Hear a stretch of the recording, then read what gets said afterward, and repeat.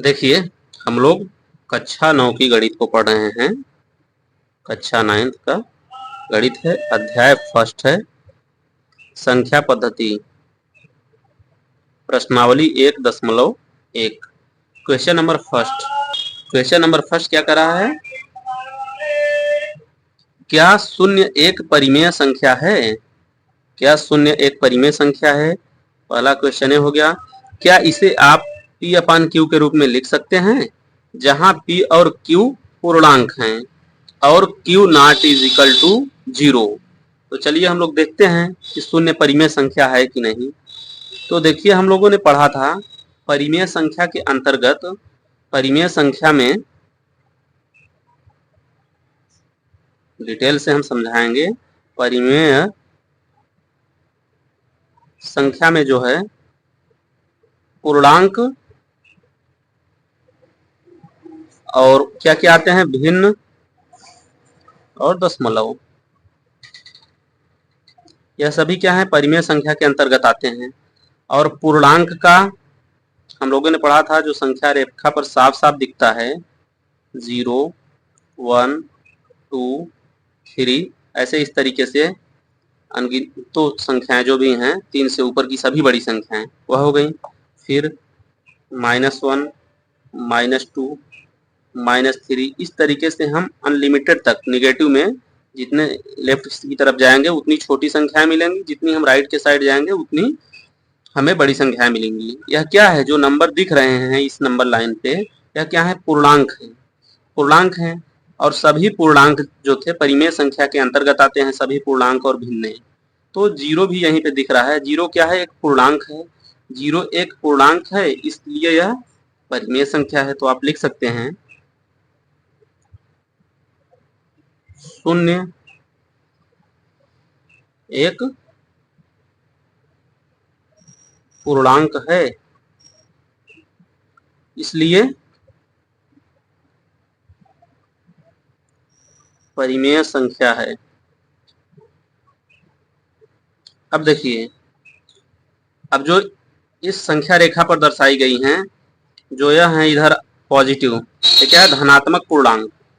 ये सभी क्या है, ऋणात्मक पूर्णांक। और जो शून्य होता है आपका उदासीन पूर्णांक, न्यूट्रल पूर्णांक उसको बोलते हैं शून्य को। शून्य क्या है, उदासीन पूर्णांक है। शून्य एक पूर्णांक है, इसलिए परिमेय संख्या है। अब कह रहा है क्या इसे आप P अपान Q के रूप में लिख सकते हैं? तो हाँ, हम लिख सकते हैं 0/1। अगर हम 0 को किसी भी संख्या से भाग देंगे तो वैल्यू हमारा क्या होगा, 0 ही होगा।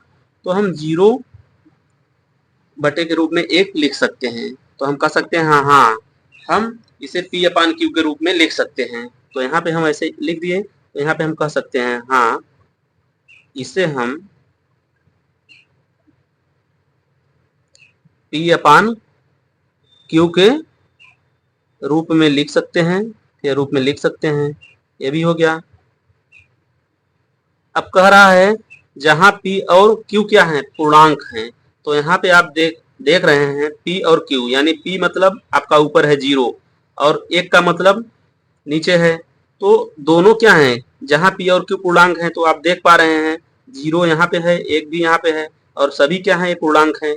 तो हाँ, 0 और 1 दोनों पूर्णांक हैं। आप यहाँ पे भी लिख सकते हैं, P अपान Q के रूप में लिख सकते हैं, जहां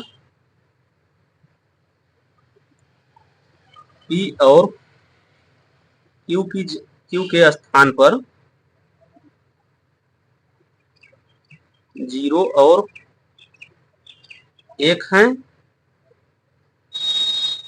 और दोनों पूर्णांक हैं, और दोनों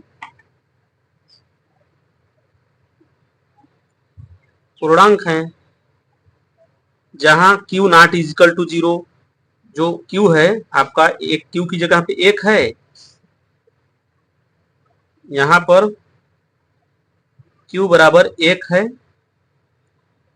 जो Q not is equal to 0, यानी 0 के बराबर नहीं है। Q के बराबर, जब Q हमारा 1 के बराबर है तो साफ साफ दिख रहा है 0 के बराबर नहीं है। तो सारी शर्तें पूरी होती है। क्या शून्य एक परिमेय संख्या है? हाँ, शून्य एक परिमेय संख्या है। हमने दिखा दिया, परिमेय इसलिए है कि पूर्णांक के अंतर्गत आता है। क्या इसे हम P अपान Q के रूप में लिख सकते हैं? हाँ, हम इस तरीके से लिख सकते हैं जीरो को, 0/1 का मतलब 0 ही हो गया। जहाँ पे 0 और 1 दोनों पूर्णांक हैं, हम यहीं से देख सकते हैं। और Q की जगह पे हमने 1 को लिखा है, Q बराबर 1 है, जो Q नॉट इक्वल टू 0 मतलब 0 के बराबर नहीं है। तो हमने सारी शर्तों को पूरा कर लिया। तो इस तरीके से यह क्वेश्चन रहा। तो उम्मीद करते हैं वीडियो आप लोगों को अच्छे से समझ में आई होगी। मिलते हैं नेक्स्ट वीडियो में। Take care, bye.